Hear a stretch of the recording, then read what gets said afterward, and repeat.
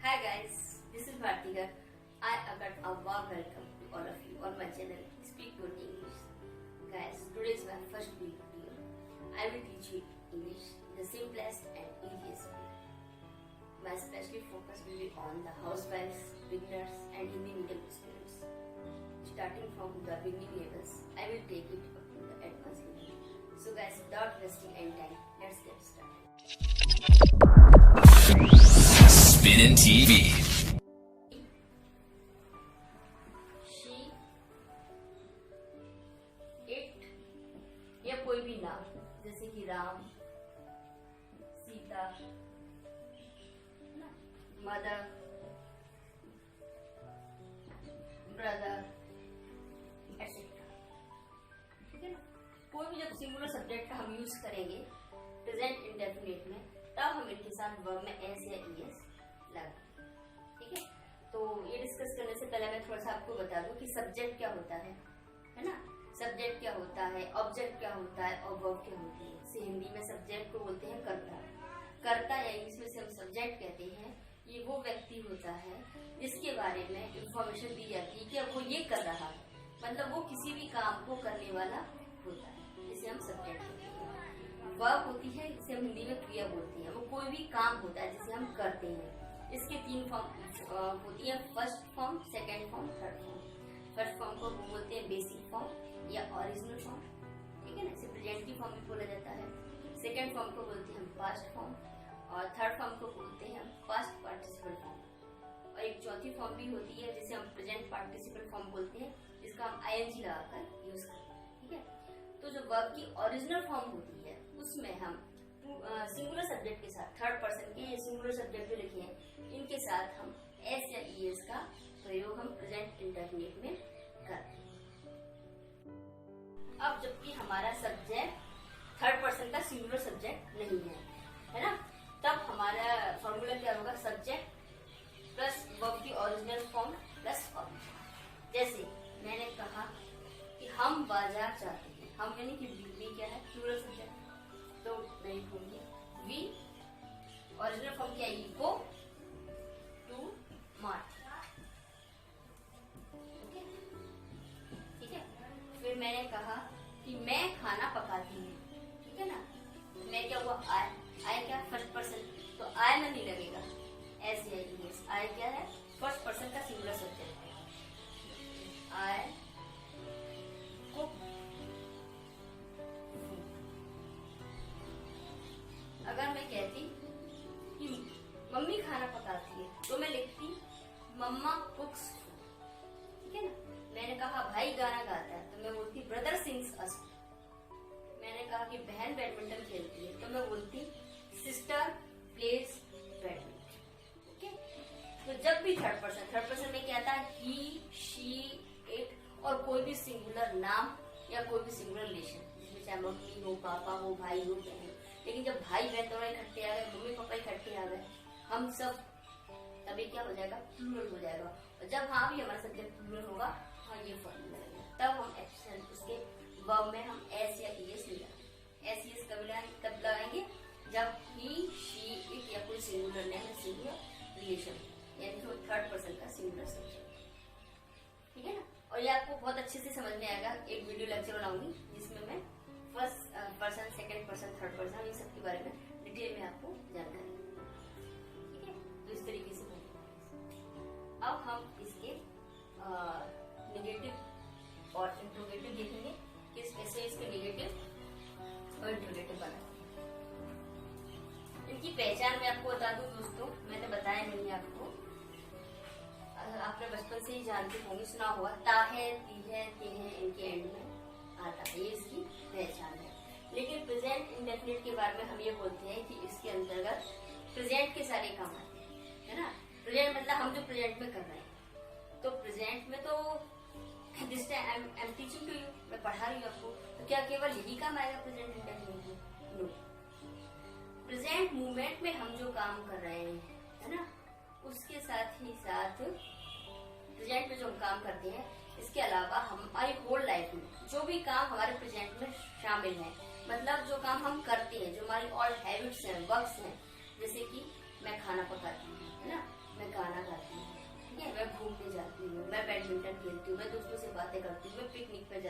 पढ़ाने जाती हूँ। और बहुत सारे काम है जो मेरी लाइफ में शामिल है ना। कुछ मैं डेली रूटीन में करती हूँ, कुछ मैं ऑफिस में भी करती हूँ, कभी कभी करती हूँ, लेकिन मैंने उन कार्यों को करके छोड़ नहीं दिया है। Still I am doing these work. तो वो सब हमारी रूटीन में जो वर्क्स है, वो सब हमारी जो लाइफ के काम है, वो सब हमारे प्रेजेंट इंडेफिनिट या सिंपल प्रेजेंट में आते हैं। तभी हम इनके आगे ता है, ती है, ते से इनकी पहचान करते हैं। जैसे कि मैं खाना खाती हूँ, मैं पूजा करती हूँ, मैं गाना गाती हूँ, मैं बाजार जाती हूँ, है ना। भैया पढ़ाई करता है, मेरी बहन बहुत अच्छा डांस करती है, इस तरह, ठीक है। क्योंकि ये सब काम हमारी लाइफ में शामिल है। तो प्रेजेंट इंडेफिनिट के लिए जरूरी नहीं है कि जो प्रेजेंट मोमेंट में आप जो काम कर रहे हैं वही उसके अंतर्गत आएगा। मतलब हमारी लाइफ में शामिल मोर वर्क्स जो कि हम करते हैं, सारी हैबिट्स, वो प्रेजेंट इंडेफिनिट में आता है। मतलब ये डेफिनेट नहीं है कि प्रेजेंट में जो हम काम कर रहे हैं, प्रेजेंट मोमेंट में जो हम काम कर रहे हैं, केवल वही इसके अंतर्गत, ठीक है। तो इस तरीके से हमने सिंगुलर और प्लूरल सब्जेक्ट के साथ बनाना देख लिया। अब हम देखेंगे कि इसके नेगेटिव और इंट्रोगेटिव कैसे बनाए जाए, ठीक है ना।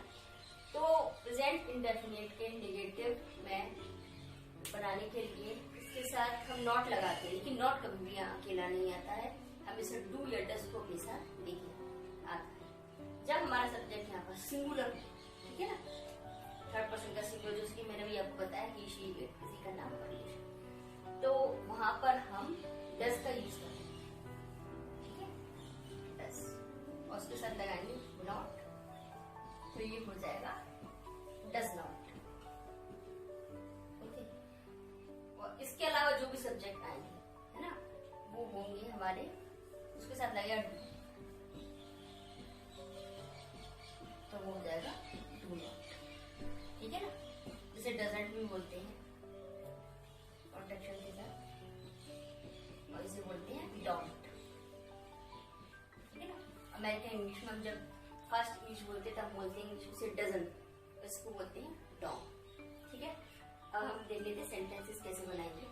जैसे कि मैंने कहा कि पापा ऑफिस नहीं जाते, ठीक है ना, पापा का सिंगुलर सब्जेक्ट है, तो मैंने कहूंगी पापा गोज टू ऑफिस।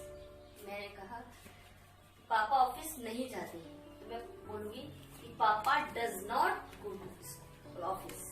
मैंने कहा कि भाई स्कूल नहीं जाता है, तो मैं बोलूंगी brother does not go to school.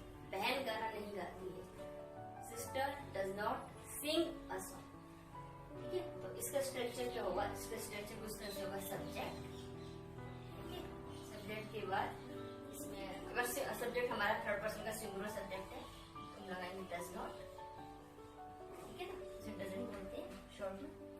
और उसके बाद आएगा हमारा फर्स्ट फॉर्म वर्ब की, क्योंकि हमारा जब सिंगुलर सब्जेक्ट है ना, तो हमने डू में ऑलरेडी ईएस लगा रखा है। डज क्या है, डू में ईएस लगा हुआ है, ठीक है ना।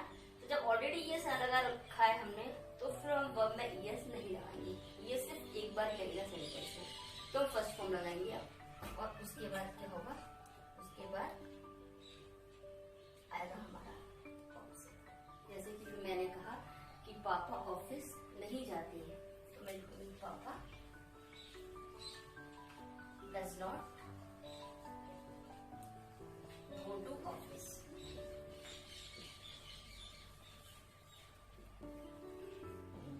मैंने कहा सिस्टर पढ़ाई नहीं करती, तो मैं लिखूंगी सिस्टर डज नॉट स्टडी।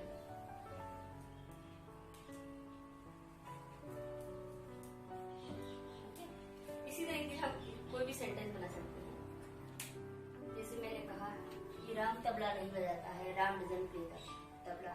मम्मा खाना नहीं पकाती है, मम्मा डजंट कुक फूड। इस तरीके से अब हमने यहाँ पे ईएस लगा दिया है, तो यहाँ पर ईएस नहीं लगा। मैंने कहा सिस्टर डज नॉट स्टडी, ठीक है। अब हम डिस्कस करेंगे इसके इंट्रोगेटिव सेंटेंसेस, ठीक है ना। जैसे उसमें आते हैं डब्ल्यूएच फैमिली की क्वेश्चन मार्क।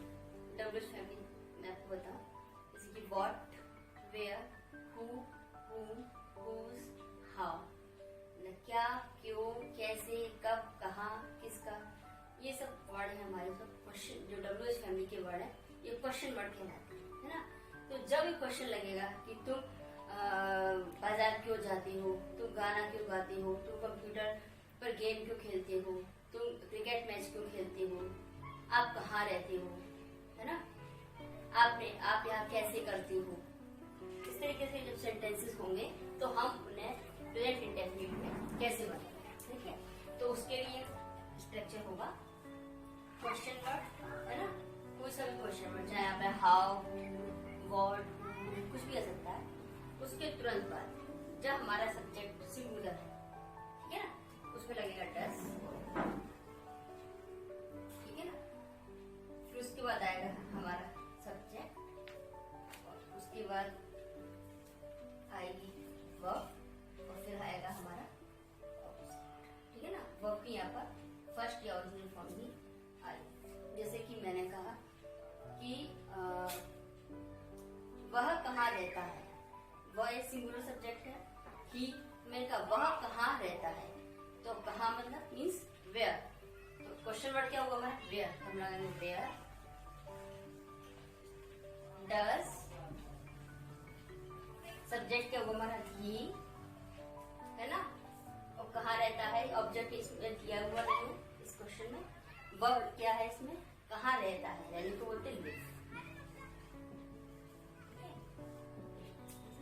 अब मैं यहाँ पर डू में ये ऑलरेडी लगा दिया, डज लगाया, तो यहाँ पर लिव मैं ईएस नहीं लगा, ठीक है। लेकिन हाँ, जब मैं इसका आंसर दूंगी तब डज को हटा दूंगी, क्वेश्चन वर्ड को हटा दूंगी, और उसके बाद यहाँ पर लिव में ऐसे ईएस लगाऊंगी। जैसे इसने पूछा कि वेयर डज ही लिव, तो मैंने कहा कि he lives in Gwalior, he lives in Gwalior, ठीक है। तब हम डज को लगा के ऐसे किया। अब दूसरा एग्जाम्पल लेते हैं, मैंने कहा राधा क्या करती है, तो राधा क्या सिंगुलर सब्जेक्ट है, तो मैं कहूंगी क्या के लिए आएगा व्हाट डज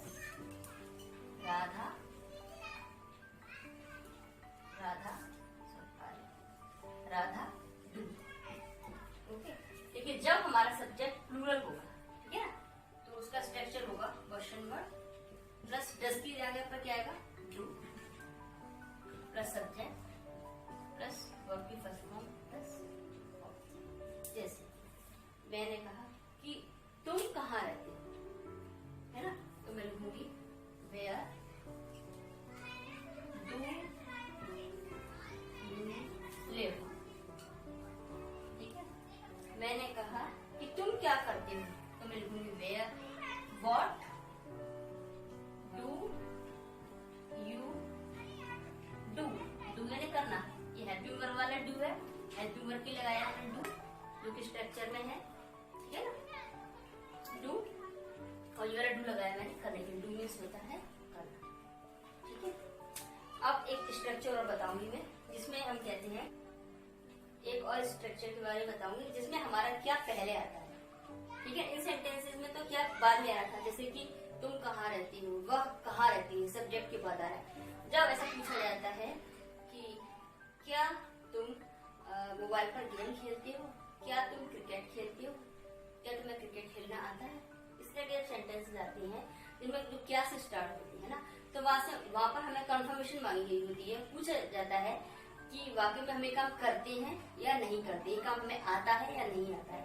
जब क्या से हमारे सेंटेंसेस स्टार्ट होते हैं तब हम क्या करते हैं कि हेल्पिंग वर्ब, यहाँ पे डू या डज है, इसको हम आगे कर देते हैं, सबसे आगे इसको लगा के बाकी क्वेश्चन हम ऐसा कैसा कर देते हैं। जैसे कि मैंने कहा कि क्या तुम तबला बजाते हो, ठीक है, तुम क्या है यू, तो मैं डू यू प्ले तबला। मैंने कहा क्या वह गाना गाती है, तो मैं लिखूंगी does she play, does she sings a song, ठीक है फ्रेंड। इसी तरीके से हम इसी स्ट्रक्चर से कोई भी सेंटेंस बना सकते हैं, ठीक है। जैसे क्या वह बाजार जाता है, does he go to market, ठीक है, क्या मम्मी पापा बाहर घूमने जाते हैं, डू मम्मी एंड पापा go outside for a walk, ठीक है ना। इस तरीके से हम कोई भी सेंटेंस बना सकते हैं।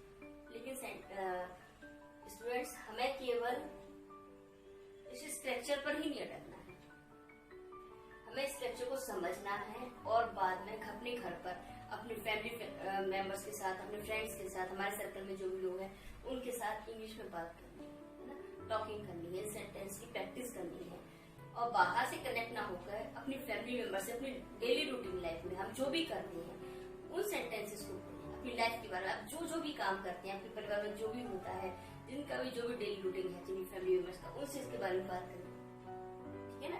नेगेटिव में बनाए सेंटेंस को, इंट्रोगेटिव में बनाए, अफर्मेटिव में बनाए, सिंपल सेंटेंसेस में, फिर फैमिली के क्वेश्चन लगा के पूछे, क्यों, क्या, कैसे, कहाँ। तो इस तरीके से आप प्रैक्टिस करें और प्रैक्टिस आप इतनी करें कि आपको इस स्ट्रक्चर की जरूरत ही ना पड़े, इस तरह के स्ट्रक्चर की कोई जरूरत ना पड़े कि आपको देखना पड़े, इसको भूल जाए और इतनी प्रैक्टिस हो जाए आपकी कि आपकी इंग्लिश आपकी टिप ऑफ टंग।